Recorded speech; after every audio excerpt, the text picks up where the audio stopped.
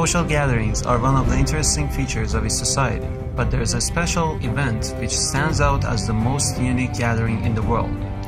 It is not the Muslim Hajj or the Hindu Kumbh Mela. Known as Arbaeen, it is the world's most populous gathering, and you've probably never heard of it. Not only does the congregation exceed the number of visitors to Mecca by a factor of 5 in fact, it is more significant than Kumbh Mela since the latter is only held every third year. In short, Arbaeen dwarfs every other rally on the planet, reaching 20 million last year. That is a staggering 60% of Iraq's entire population, and it is growing year after year.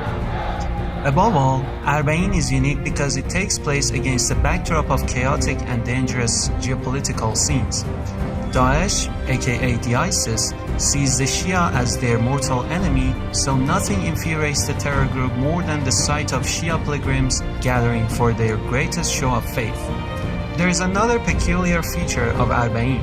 While it is a distinctively Shia spiritual exercise, Sunnis, even Christians, Yazidis, Zoroastrians, and Sabians partake in both the pilgrimage as well as serving of devotees.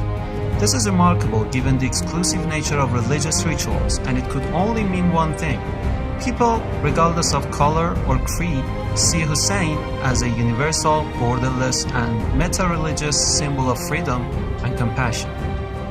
Who is this Hussain who motivates people to defy all the odds and come out to mourn his death 14 centuries after the fact? 570 AD, Arabian society is fueled with ignorance, with injustice, with tyranny, and with cruelty. Injustice on the political level, injustice on the social level, and injustice on the economic level. This man's grandfather, by the name of Muhammad, rises in Arabia. He is able to alleviate all these forms of injustice. The cruelty is removed. The tyranny has now vanished. He is able to establish principles by which every human being can live, Muslim and non-Muslim alike. 50 years after Muhammad's death, the same ignorance returns. The same injustice is now returned. It's fueled the whole Arabian state. Tyranny everywhere, cruelty everywhere. Racism is now part and parcel of that society. A man must stand.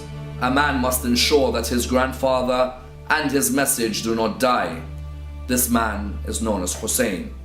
But this man, Hussain, recognizes that for this message to remain alive, he has to sacrifice his own life. Hussain is revered by Muslims as the Prince of Martyrs, or Sayyid al-Shuhada. He was killed in Karbala on a day which became known as Ashura, the 10th day of the Islamic month of Muharram, having refused to pledge allegiance to the corrupt and tyrannical Caliph Yazid. He and his family and companions were surrounded in the desert by an army of 30,000, starved of food and water, then beheaded in the most macabre manner, a graphic tale recounted from pulpits every year since the day of he was slain. Their bodies were mutilated.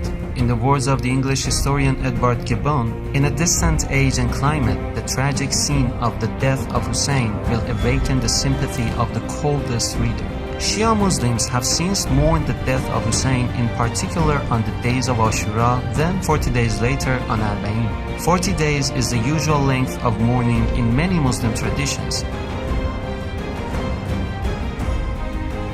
An avalanche of men, women and children filled the eye from one end of the horizon to the other.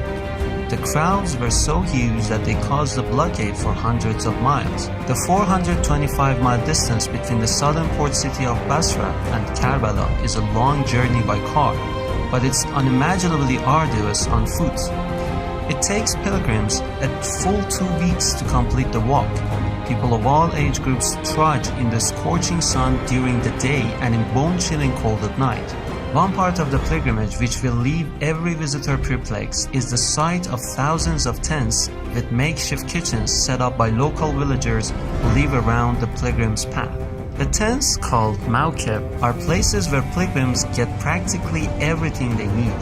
From fresh meals to eat and a space to rest, to free international phone calls to assure concerned relatives, to baby diapers, to practically every other amenity free of charge.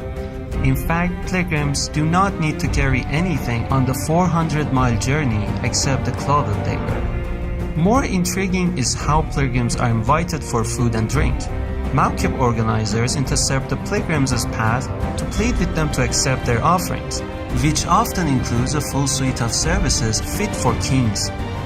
First, you can have a foot massage, then you're offered a delicious hot meal, then you are invited to rest while your clothes are washed, ironed, then returned to you after a nap.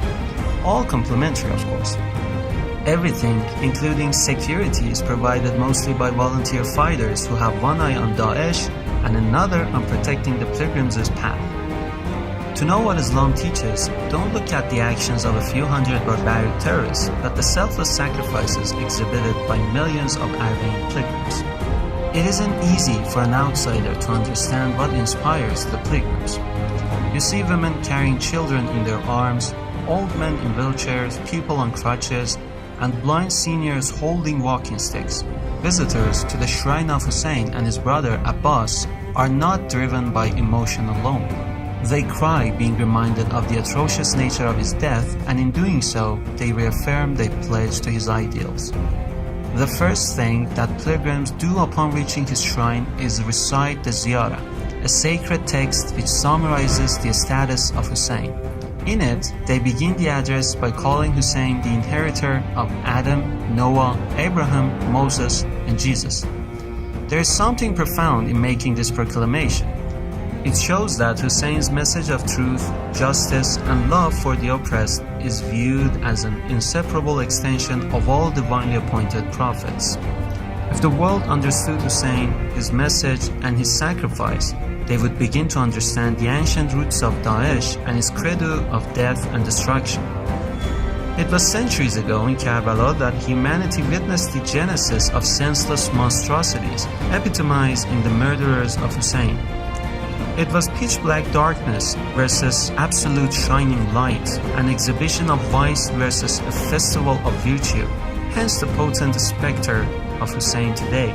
His presence is primordially wound into every facet of their lives.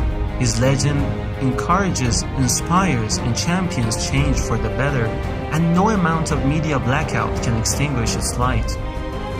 Who is this Hussain? For hundreds of millions of his followers, a question this profound, which can cause people to relinquish their religion for another, can be answered only when you have marched to the shrine of Hussain on foot.